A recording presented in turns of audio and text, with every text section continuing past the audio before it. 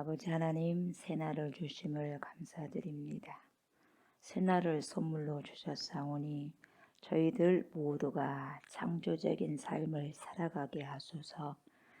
귀한 날과 귀한 시간을 허락받은 자로서 최선을 다해 주님을 위해 살아내고 살아가게 하소서. 첫 시간 주님께 찬양으로 영광을 올려드립니다. 우리들의 찬양과 경배를 받아 주시옵소서. 감사를 드리며 예수님의 이름으로 기도드립니다. 아멘.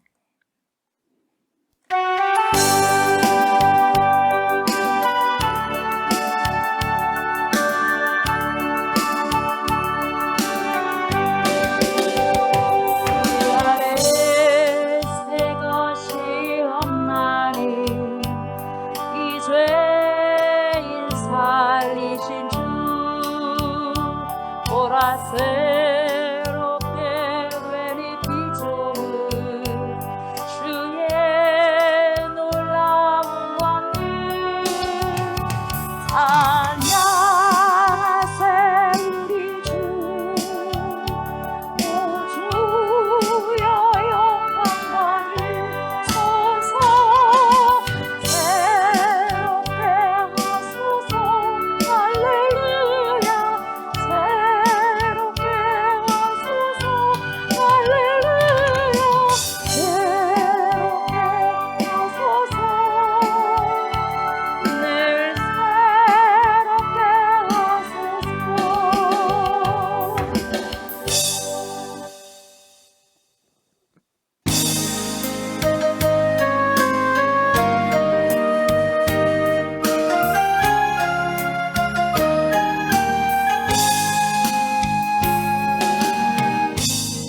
하늘의 문을 여소서 이곳을 주목하소서 주를 향한 노래가 걷지 않으니 하늘을 열고 보소서 이곳에 임재하소서 주님을 기다립니다. 기도의 향기가 하늘에 닿으니 주여 임재하여 주소서 이곳에 오셔서 이곳에 앉으소서 이곳에서 들리는 예배를 받으소서 주님의 이름이 주님의 오직 주의 이름만 이곳에 있습니다. 이곳에 오셔서 이곳에 앉으소서 이곳에서 드리는 예배를 받으소서 주님의 이름이 주님의 이름만이 오직 주의 이름만 이곳에 있습니다. 나는 전능하신 아버지 하나님 천지의 창조주를 믿습니다. 나는 그의 유일하신 아들 우리 주 예수 그리스도를 믿습니다. 그는 성령으로 잉태되어 동정녀 마리아에게서 나시고 본디오 빌라도에게 고난을 받아 십자가에 못 박혀 죽으시고 장사된 지 사흘 만에 죽은 자 가운데서 다시 살아나셨으며 하늘에 오르시어 전능하신 아버지 하나님 우편에 앉아 계시다가 거기로부터 살아있는 자와 죽은 자를 심판하러 오십니다. 나는 성령을 믿으며 거룩한 공교회와 성도의 교제와 죄를 용서받는 것과 몸의 부활과 영생을 믿습니다. 아멘.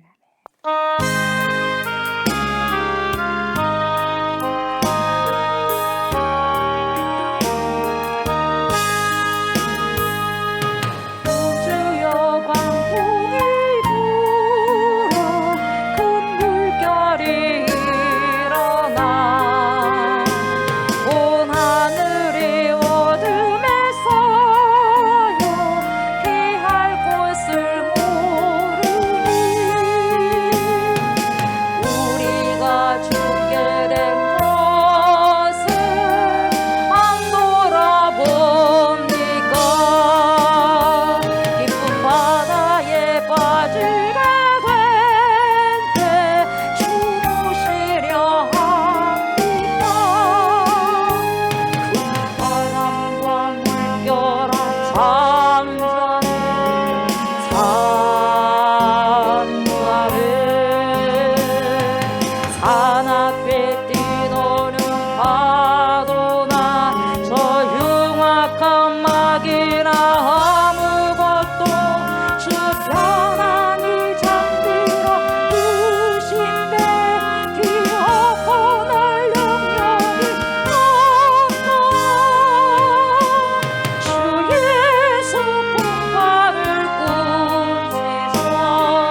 찬송해 찬송해 주 예수 분만을 부지고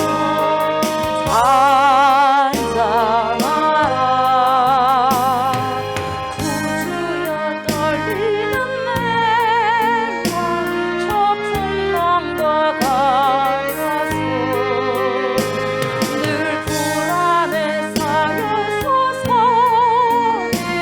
날 붙들어 주소서 세상의 풍파가 나를 삼키려 합니다 지금 죽게 된 날 돌아보사 또 구원해 주소서 바람과 물결아 잔잔해 잔잔해 사납게 뛰노는 파도나 저 흉악한 마귀나 아무것도 주 편안히 잠들어 누신대 이 아파할 영역이 없도록 주 예수 분만을 부지고 찬찬해 찬찬해 주 예수 분만을 부지고 찬찬하라 사나운 광풍에 타고 물결이 그치니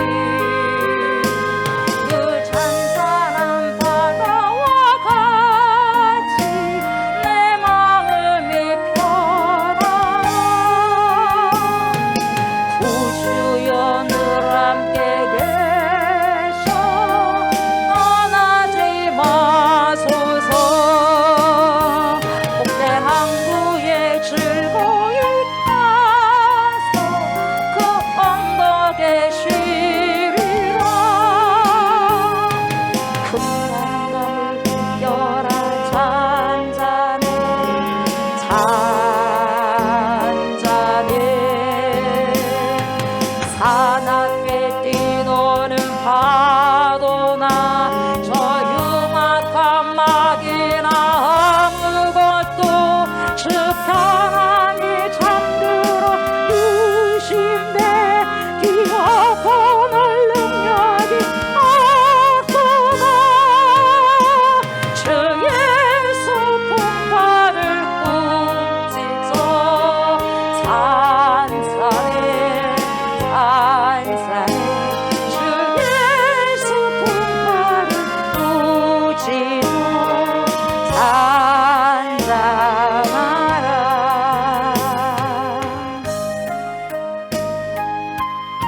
우리 아버지 하나님, 그렇습니다.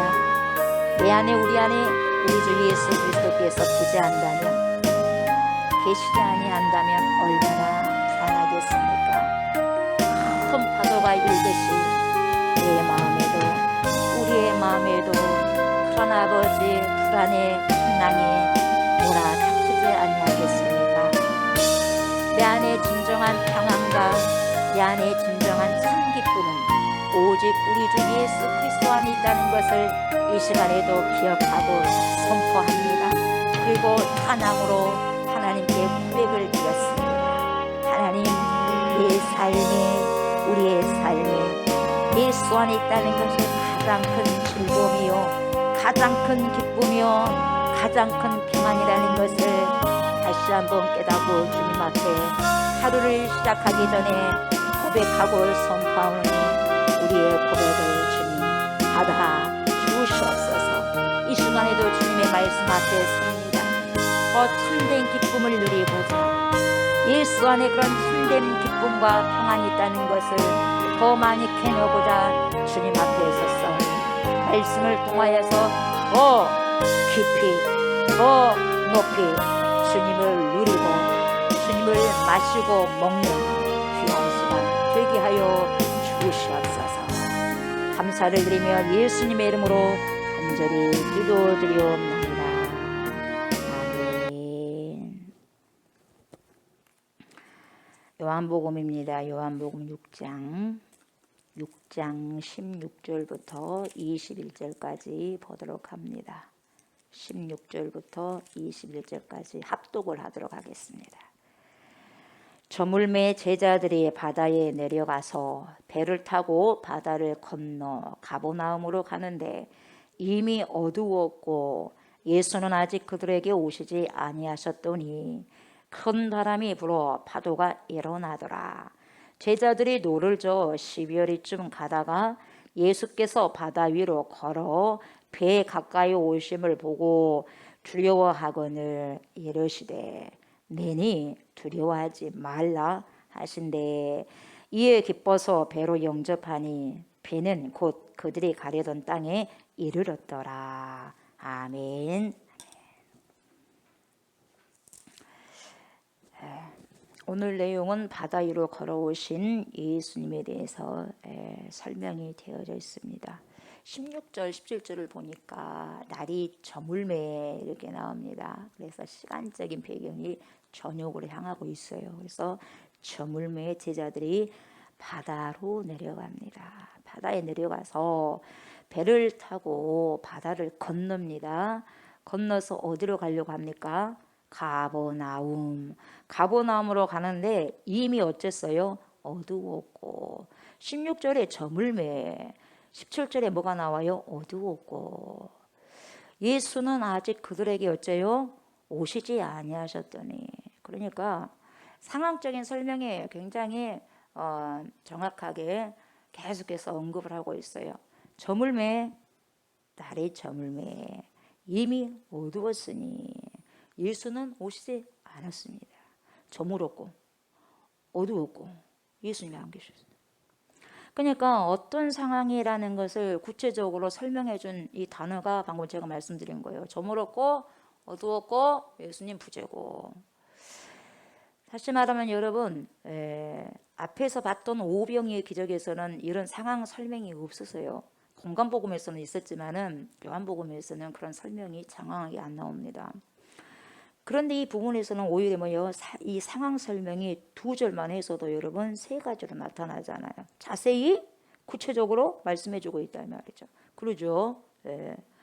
그러니까 다시 말하면 무리를 걸으신 예수님의 이야기에서는 사건이 벌어진 상황, 그 상황이 설명되어 있어요. 왜요? 저물었거든요.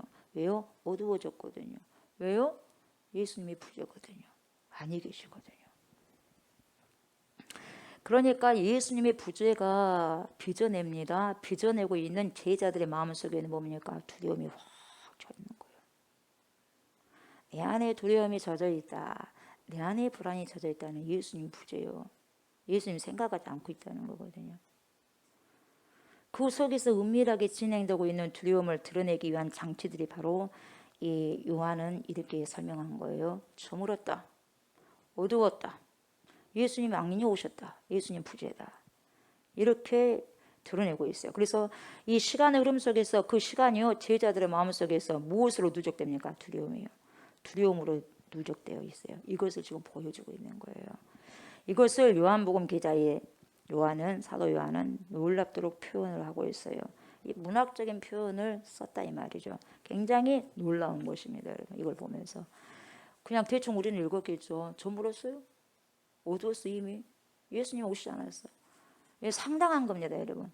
우리가 문학적으로 들어가 보면은 그리고 우리가 인생에 대해서 인생이 직접적으로 삶 속에서 예수님을 대입하거나 대입하지 아니한 삶이 얼마나 차이가 있는지를 보여주고 있는 거예요. 그래서 예수님의 부재를 나타내는 제자들의 마음속에 일구어내는 그 상황이 뭐냐. 18절에 보세요. 큰 바람이 불어요. 큰 바람이 불어서 결국 파도가 일어납니다. 네. 예수님을 모시지 않고 사는 삶이요. 큰 바람이 불어서 결국 뭡니까? 짙음이 만한 뭐요? 파도가 일어요.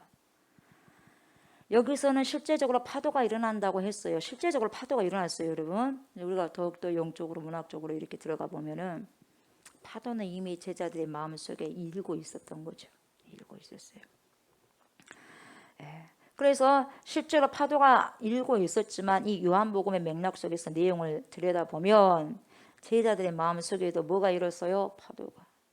이걸 잔잔하게 시켜야 되거든요. 잔잔히 시켜야 되거든요. 혼돈과 두려움 속에 지금요 제자들이 여기 있다는 것을 확 소포트라이트를 비춰주고 있는 거예요. 지금 요한이. 예, 불안하다 이 말이에요. 불안하다고. 그래서 19절에 뭐라고 그래요? 제자들이 막 누르셨습니다. 풍랑이 오니 얼마나 힘들겠어요. 빨리빨리 건너자 이 말이에요. 저기까지 건너야 되는 거예요. 굉장히 뭡니까? 무거웠겠죠 마음이. 빨리 가야 되는데. 노를 저어서 12월이쯤 가다가 예수께서 보세요 등장합니다. 짜잔짠하고 등장하셔요. 예수께서 바다 위로 걸어오셔요. 걸어서 배에 가까이 오심을 보고 두려워하고 그래요. 두려워해요. 그러니까 제자들이 그렇게 두려워하고 있는 상황을 불안해하고 있는 상황을 정확하게 예수님이 뚫어보신 거죠, 여러분. 이미 아셨어요. 애가 앙해앙해 하면서 저 멀리서 울고 있는 소리를 엄마는 듣거든요. 보지 않아도 다 듣거든요. 불안하다 이 말이요. 배고프다 이 말이요. 짜증난다 이 말이에요. 이 모든 것을 듣고 계셔요. 엄마는, 다시 말하면 예수 그리스도는, 다시 말하면 하나님은. 그래서 불안에 떠는 그 10년 가운데 불안에 떠는 그 마음의 주님이 뭡니까? 급하니까 어떻게 해요? 배 타고 오신 게 아니라 물 위로 걸어서 와버려요. 예수님이 급하셨던 거예요. 제자들이 급했는데 더 급하신 분은 누구예요? 엄마가 더 급해. 애보다. 우는 애보다. 누가 더 급해요? 예수님이 더 급한 거예요. 벌벌벌 떨고 있는 제자들 향해서 빨리 가야 되겠다 이 말이에요. 여기서 12월이쯤, 이 12월이쯤이라는 말이 나오는데 이것은 보통 30스타디온을 이야기하거든요. 30스타디온. 1스타디온은 약 185에서 200m, 그냥 200m라고 생각하시면 돼요. 그 정도 되거든요. 그래서 우리는 영어로 뭐예요? 스타디움이라고 하거든요. 스타디움은 뭡니까? 운동장, 경기장을 말해요. 예? 영어로 스타디움이 운동장, 경기장인데 이 스타디움은 경기장을 생각하시면 쉬울 거예요. 여러분이 그 넓이를. 그래서 그 정도의 거리라고 여러분이 보시면 되고요. 그래서 고대 그리스에서 운동하던 곳은 스타디움에서 하는 거예요. 경기장에서 하는 거다 이 말이에요. 그 정도로 거리가 된다 이 말이죠. 그래서 30 스타디온이라 한다면 여러분 킬로미터가 거의 5 내지 6km 정도 되는 거예요. 꽤 멀어요. 그렇죠. 꽤 멀어. 차로 가면 얼마 안 되지만은 걸어서 간다면 꽤 되고, 그리고 뭡니까? 풍랑이 있는 바다를 배로 갈 때는 5, 6km가 좋겠습니까 여러분? 꽤 먼 거예요. 이 정도로 보면 되는데 상당히 먼 거리죠. 그렇게 생각하면. 그래서 이 성경에서는 갈릴리 바다 이렇게 나오거든요. 갈릴리 바다. 근데 여러분 갈릴리 호수라고도 이야기를 합니다. 갈릴리라는 호수가 왜 바다라고 하지 않냐면 호수라고 말을 자주 합니다. 그 물이 담수요. 담수기 때문에 호수라고 이야기해요. 짠물이 아니다 이 말이에요. 짠물이 아니고 담수. 그래서 민물이라는 것이죠. 그래서 이 담수라는 것이 저수지나 댐에 물을 가둬놓잖아요. 그걸 채워서 염분 함유량이 적은 물이 담수거든요. 그래서 호수라고 그래요. 호수가의 물은 안 짜요. 그래서 호수, 갈릴리 호수 이렇게 말하거든요. 근데 성경에서는 바다라고 그래요. 왜 그러냐면 유대인들의 생각하기에 바다는 물이 많으니까 바다라고 하거든요. 물이 짜든 안 짜든 그 상관 안 해. 많다 이 말이에요. 자기들이 생각했을 때는 많으면 뭐예요? 바다요. 바다로 표현한 거죠. 그래서 성경에는 바다라고 자주 등장을 합니다. 그래서 이 갈릴리 호수가요, 길이로는 다시 말하면 남북으로, 그러니까 길이요, 길이. 남북으로 말하면 길이거든요. 이게 21km예요. 길이는. 멀어 안 멀어? 멀어요. 거리가 꽤 길어요. 그리고 동서를 하게 되면 뭡니까? 몇 킬로 돼요? 12km 돼요. 12km. 그리고 그 둘레가 어떻게 되느냐? 53km 돼요. 꽤 크죠. 그리고 가장 깊은 수심은 바다 깊이 가장 깊은 곳은 한 44m 정도 된다고 해요. 엄청 깊죠. 그리고 그 갈릴리 호수가에 사는 물고기 종류가 22가지 종류 정도 된다고 그래요. 그걸 다 연구하셨는가 봐. 그 정도 된대요. 그래서 19절에 제자들이 노를 저 10여리쯤 갔다고 지금 보도하고 있거든요. 그죠? 그러니까 이것은 남북 방향이 아니에요. 거리로 말한 게 아니라 지금 동서 방향으로 가고 있는 거예요. 뭔 말인지 알겠죠? 동서 방향으로 가는 거예요. 그러니까 동서 방향이 12kg이면 12km예요. 근데 절반 정도 간 거죠. 그래서 호수 절반 정도에 도착했다고 보면 되는데 절반까지 갔으니까 또 절반이 남았어. 그러니까 5 내지 6km가 또 남았어요. 지금 이 상황이. 도착하려면 절반 더 가야 돼. 얼마나 힘들겠어요, 여러분. 풍랑이 치는데. 그런 거래요. 바로 코앞도 힘들 건데 5, 6km 더 가야 돼. 안 보여, 그치? 이렇게 이제 배는 가고 있는데 예수님께서 이제 급하시니까 막 배를 뭡니까? 못 타고 온 게 아니라 어떻게 해요? 바람과 함께 그냥 오시는 거예요, 주님이. 어디 걷고 오셔요? 바다 위를 걷고 오셔요, 바다 위를. 그래서 여러분 배 가까이 오시니까 제자들 깜짝 놀란 거예요. 멀리서는 잘 안 보였는데 가깝게 오니까 무슨 유령 같은 게 온 거예요, 유령. 또 오니까 생전 처음 본 현상이에요, 지금. 제자들이 얼마나 놀랬겠어요. 점점 제자들 사이에 누군가가 들어오니까 굉장히 놀란 것입니다. 놀래야 안 놀래요? 여러분 바다에서 멀찍이서 지금 바다를 지금 구경하고 있는데 여러분 바다에서 누가 온다고 생각해봐. 걸어온다고 생각해봐. 놀래 안 놀래? 놀래요, 놀래. 멀리서도 놀라는데 바로 옆에서 배 타고 있는데 뭡니까? 바다 한가운데 있는데 거기서 누가 오신다고 생각해봐.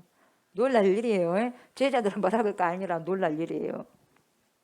굉장히 두려웠죠.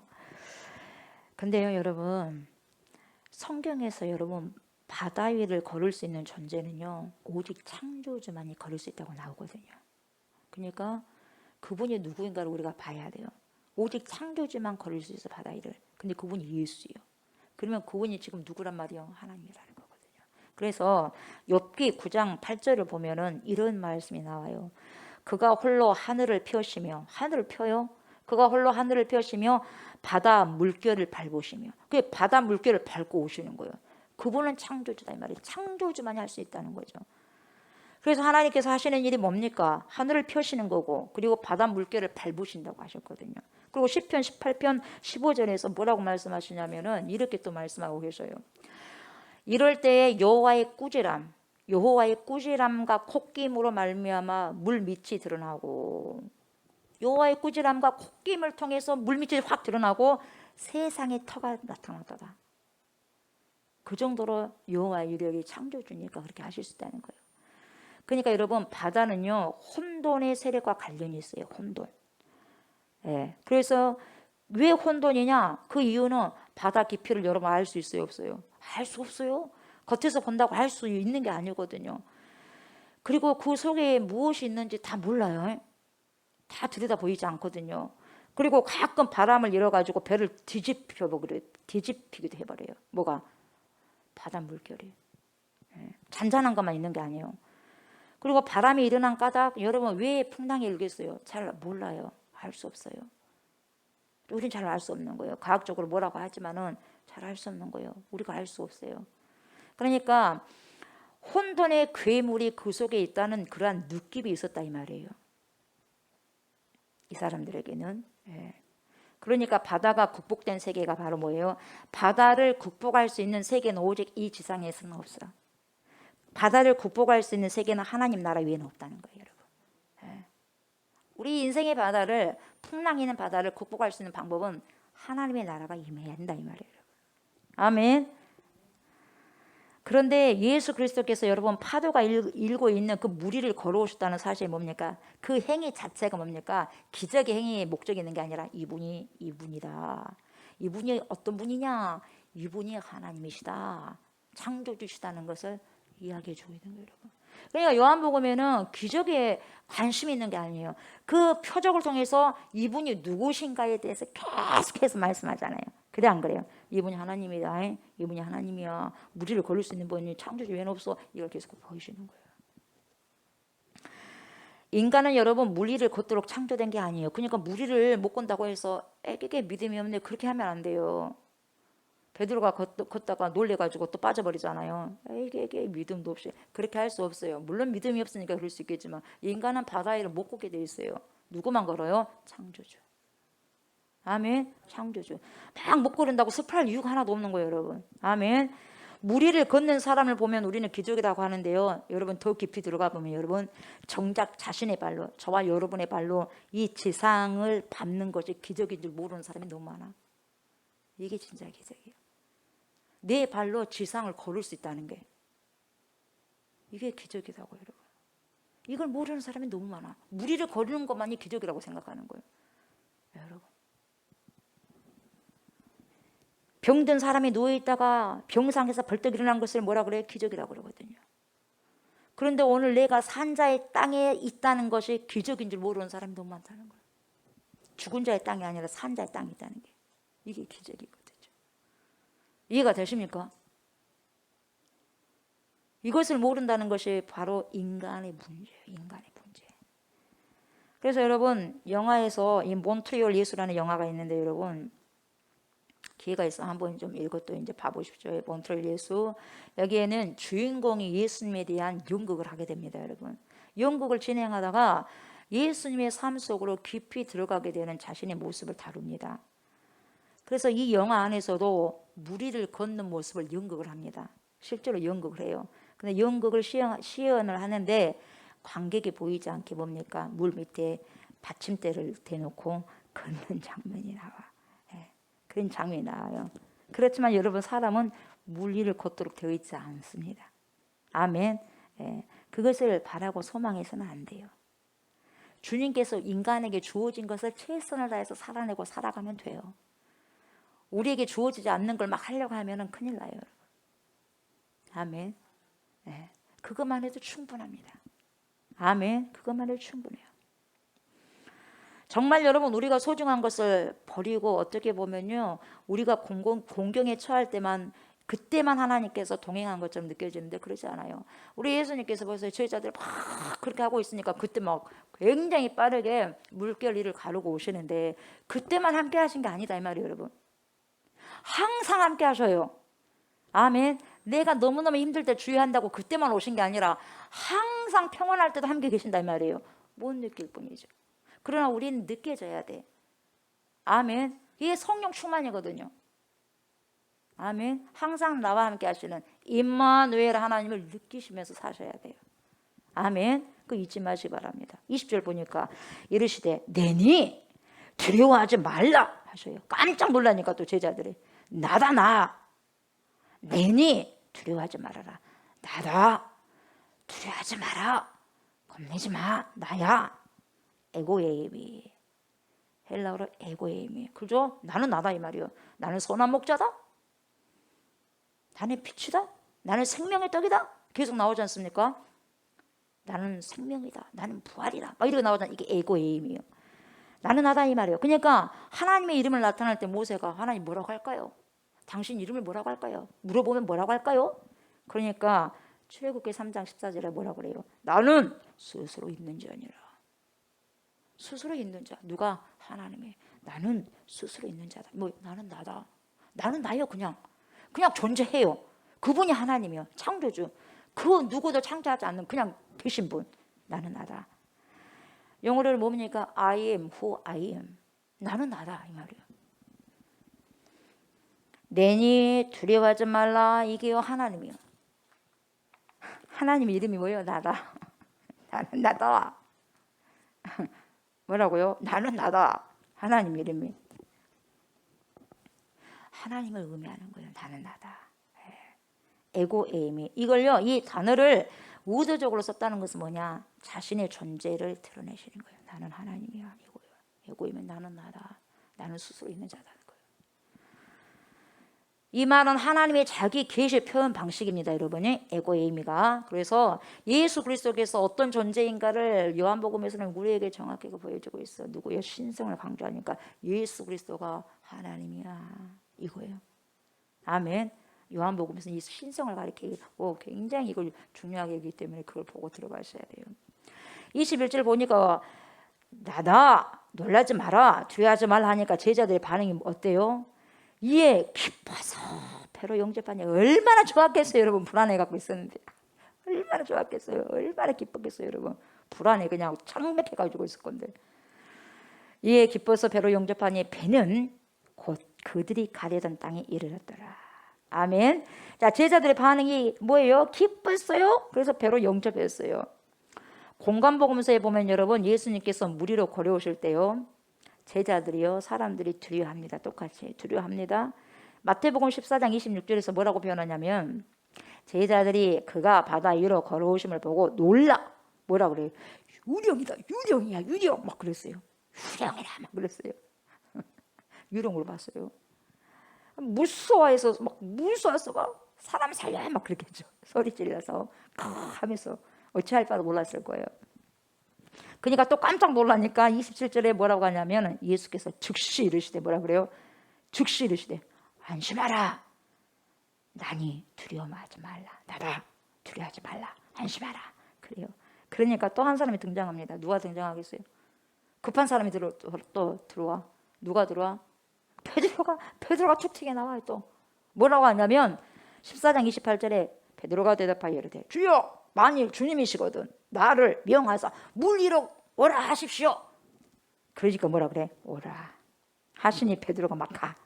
배에서 톡 내려가지고 뭡니까? 바다 위로 걸어가요. 굉장한 장면이에요, 여러분. 베드로가 걷는다니까요. 제자들 다 보고 있어요. 엄청난 장면입니다, 여러분. 시둥그레졌을 거예요. 요즘 세대 같죠, 여러분. 뭡니까? 스마트폰, 휴대폰이 있다 뭡니까?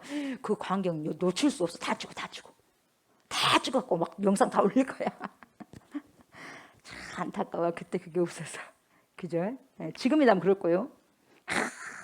찍어놨어야 되는데 제자들 분명히 휴대폰이 있었으면은 스마트폰이 있었으면 찍어놨다 이 말이에요. 근데 그때 없었다 이 말이죠. 앙리 카르티에 브리송이라는 사람이 프랑스 사진 작가인데요. 이 사람은요 절묘한 순간을 잘 찍습니다. 프랑스 작가예요. 고수요, 고수. 결정적인 순간을 그냥 딱 잡아버려요. 캐치해버려요. 이 사람이.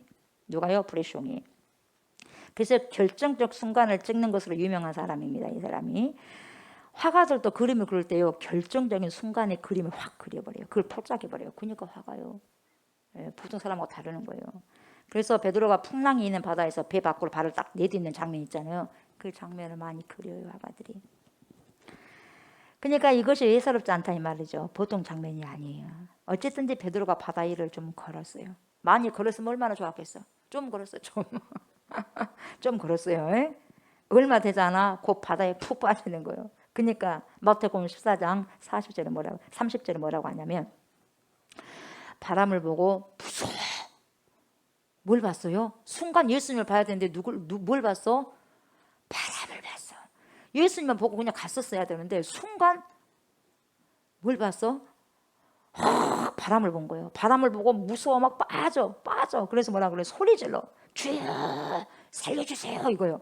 주여 나를 구원하소서. 주여 살려주세요 이 하는 거예요. 계속 주님만 바라봤으면 얼마나 좋겠어요. 뭡니까? 두려움이 몰려온 거예요. 몰려와. 내가 걷고 있네. 이 지금 맞는 거예요 지금? 내가 지금 바다 위를 걷네. 이 맞는 거예요 지금? 하면서 뭡니까? 이래도 되는 거야 지금? 이래도 내가 걸어도 되는 거야? 이런 불안이 확 들어오는 거예요. 이래도 되는 거야가 아니라 자기가 걸어온다 그랬잖아요. 그리고 예수님이 걸어오라 했잖아요. 그러면 걸어와라 그러면 걸어오란 그 말씀을 믿고 우리 주님이 어른이 걸어오라 하겠어요. 책임져 주니까 걸어가는 거야 끝까지. 주님만 바라보고. 근데 뭡니까? 주님만 바라보다가 이상하게 생각이 잠겨버린 거예요. 그래가지고 보니까 걸어도 되는 거예요. 하고 놀래버리는 거예요. 그러다 보니까 푹 빠지는 거예요. 여러분 우리가 의심의 생각을 탁 하는 순간 빠져들어가는 거예요. 세상 바다로 빠져들어가는 거예요. 의심하고 있어요. 굉장히 열심히 그래서 두려운 거예요. 늪처럼요 세상 늪으로 확 빠져버리는 거예요. 그래서 절망의 늪으로 빠져버려요. 우울의 늪으로 빠져버리는 거예요. 불안의 늪으로 그냥 빠져버리는 거예요. 눌려버립니다. 순간 바람을 본 순간 그 마음이 확 눌려버리는 거예요. 베드로의 마음이 무거워졌어요. 여러분 그래서 마음도 무거운 거예요. 그래 우리 마음에 뭐가 있어? 무게가 있어. 무게 중심이 말씀으로 와야 되는데 베드로가 예수님께 마음을 온전히 들을 때는 무리를 걸었다 이 말이죠. 계속해서 온전한 마음이었다면 걸었을 거예요. 근데 자기 생각이 갑자기 불안한 생각이 든 거죠. 이렇게 돼도 돼? 가다가 빠지는 거 아니야? 예수님을 안 보니까 가다가 빠지는 거 아니야? 그렇게 생각하는 거죠. 계속 주님만 바라봤다면 그런 생각 안 했겠죠. 그 마음에 뭐가 들었어요? 의심이 들었어요. 의심병이 무서운 거예요. 의심이 들면 여러분 우리가요 신앙생활 하다가 의심병이 걸려봐요. 이제는 달달달 떠는 거예요. 이제는 달달달 떨어요. 의심병이 걸려버리니까 주님이 없어. 보여야지 말이지. 바람만 보이죠. 풍랑만 보이죠. 어쩔 수 없어요. 겁에 질려버린 거예요. 여러분. 마음의 무게가 너무너무 무거웠습니다. 마음의 무게가 여러분 가벼워야 됩니다. 아멘. 가벼워야 돼요. 우리가 예수님을 구주로 받아들인다면 여러분, 영접했다면 여러분, 말씀으로 살아간다면 여러분, 예수님 뭐라고 그래요? 수고하고 무거운 짐진 자들아. 마태복음 11장 28절 그러잖아요. 수고하고 무거운 짐진 자들아. 짐은 우리가 마음에 꽉 차 있어요. 수고하고 무거운 짐진 자들아 다 내게로 오라, 내가 너를 쉬게 하리라. 그럼 아멘 하고 마음을 그냥 모든 짐을 내려놓고 뭡니까? 가야지 주님을 바라보면서 믿음으로 가는데 뭡니까? 더 그냥 갖고 오니 세상에 그 바다에 푹 빠져 들어가는 거죠. 무거우니까, 마음이 무거우니까. 주님이 쉬게 한다 그래도 안 믿는 거예요. 그러니까 우리가 주님 안에서 가벼운 마음으로 지내야지, 무거운 마음으로 지내면 여러분 의심이 들어오니까 무거운 거예요. 여러분, 우리가 주님을 무한히 신뢰한다면 여러분, 우리 마음은 완전히 가볍습니다. 무한히 신뢰한다면. 아멘. 무한히 가벼워요. 그러나 우리가 주님을 신뢰하지 못하면 그만큼 마음의 무게가 확 무거워지는 거예요. 짓눌려진다 이 말이에요. 마음이 무겁다는 것은 마음이 짓눌려진다는 거예요. 짓눌려. 믿음이 없다는 거죠. 어찌할 바를 몰라요. 그러니 세상의 바다 속에 저절로 빠져들어간다 이 말이에요. 세상의 늪속으로 빠져들어가는 거죠. 이렇게 마음에도 여러분 무게가 있다는 거죠. 그러면 여러분, 저와 여러분의 마음의 무게가 어때요? 무거워요? 가벼워요? 무거운 쪽에 있습니까? 가벼운 쪽에 있습니까? 하나님, 오늘 제가 마음이 무거울까요? 가벼울까요? 여러분, 성찰을 해보셔야 돼요. 아멘. 인사이트 안으로 들어가셔서, 여러분 심령 안으로 들어가셔서 봐보세요. 말씀을 통해서 여러분들의 마음이 점점 더 가벼워지시기를 주의 이름으로 축복합니다. 아멘. 저도 마찬가지고. 이렇듯 여러분, 공간복음서에서는 베드로의 시도와 실패 이야기가 나왔습니다. 그래서 믿음이 무엇인지에 대해서 마태복음을 통해서 이야기를 해줘요. 그런데 요한복음은 누가 등장하네? 인물? 베드로가 없어. 베드로가 등장하네.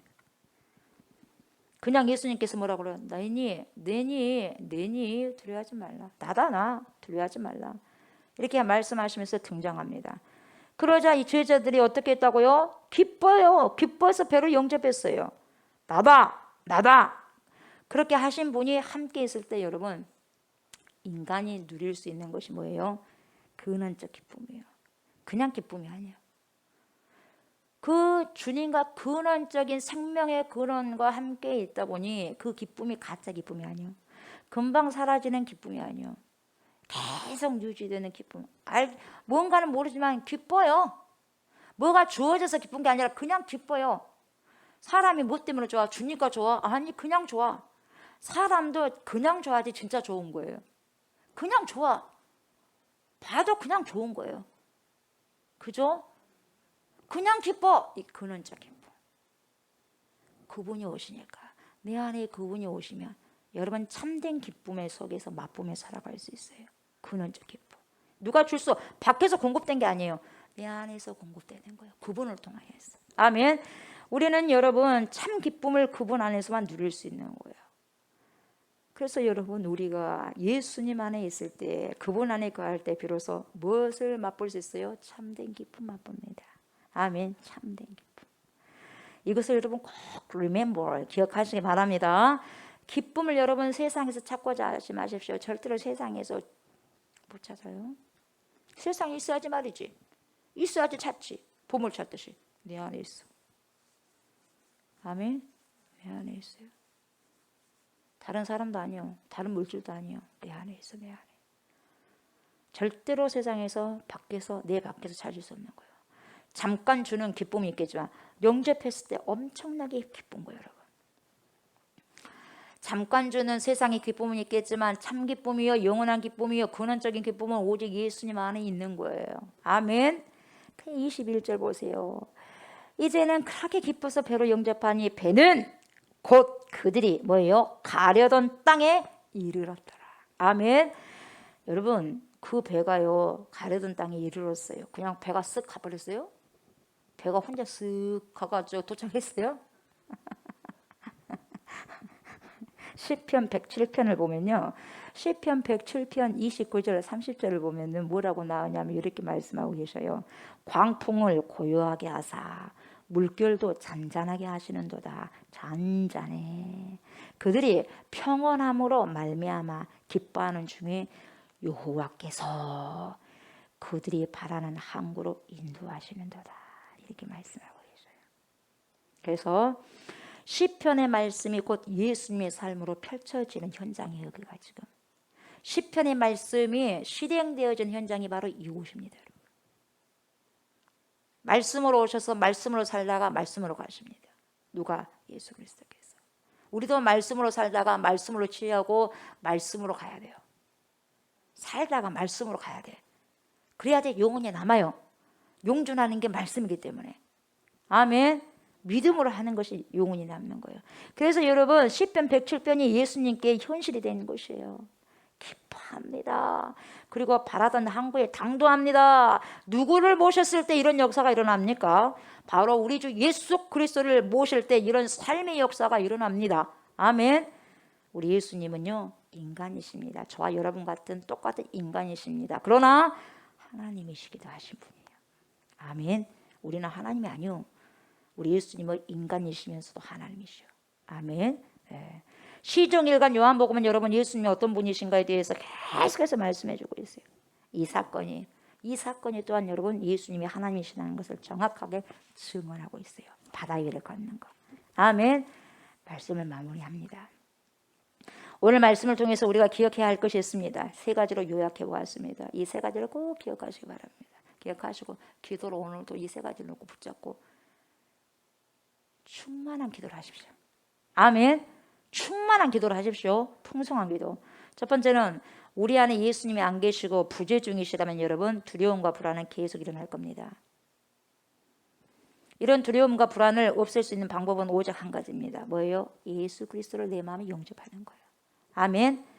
그분이 내 안에 늘 주인이 되셔서 거하시도록 우리 주님을 인정하시는 삶을 살아가시기 바랍니다. 그럴 때 우리에게는 불안과 두려움이 더 이상 존재하지 않습니다. 아멘. 두 번째는 뭐냐? 세상에서는 참된 기쁨을 절대로 찾을 수 없어요. 누릴 수도 없습니다. 오직 예수 그리스도 안에서만 진정한 근원적인 기쁨을 맛볼 수 있어요. 아멘. 근원적인 기쁨이요 참 기쁨을 예수 안에서 누릴 수 있는 거예요. 예수 안에 계십시오. 아멘. In Christ us. 예수 안에 거하심으로 참 기쁨을 누리시는 인생, 그런 인생 살아가시기를 주의 이름으로 축복합니다. 세 번째는 뭐냐? 우리의 모든 인생의 광풍과 풍랑을 잔잔케 하신 분은 누구였어요? 하나님이십니다. 아멘. 우리가 예수 안에서 기뻐하는 중에 하나님께서 우리가 바라는 인생의 항구로 도착하게 합니다. 인도하게 해주셔요. 우리 인생의 마지막까지 하나님 나라에 도착할 수 있도록 도와주시는 분이 누구예요? 하나님이요. 성령이 하나님. 아멘. 우리 인생이 잘 갈 수 있는 방법은 뭐냐? 하나님 나라까지 잘 도착할 수 있는 방법은 오직 우리 주 예수 그리스도 그 안에서 참 기쁨을 누림으로 동행하셔야 돼요. 아멘. 성부 하나님의 영, 성자 예수님의 영은 성령이거든요. 거룩한 영. 아멘. 이러한 것들을 늘 기억하시면서 오늘도 참 기쁨의 근원이 되신 우리 주 예수 그리스도 그분과 동행하십시오. 동행하셔서 하나님의 귀한 뜻을 살아가고 살아내는 귀한 날, 귀한 시간 되기를 주의 이름으로 축복합니다. 아멘. 감사합니다. 주님의 뜻을 말씀을 통하여서 오늘도 이루는 삶을 살아가게 하옵소서. 감사를 드리며 예수님의 이름으로 기도드리옵나이다. 아멘. 하늘에 계신 우리 아버지여, 이름이 거룩히 여김을 받으시오며 나라가 임하시오며 뜻이 하늘에서 이루어진 것 같이 땅에서도 이루어지이다. 오늘 우리에게 일용할 양식을 주시옵고 우리가 우리에게 죄 지은 자를 사하여 준 것 같이 우리 죄를 사하여 주시옵고 우리를 시험에 들게 하지 마시옵고 다만 악에서 구하시옵소서. 나라와 권세와 영광이 아버지께 영원히 있사옵나이다. 아멘. 아멘.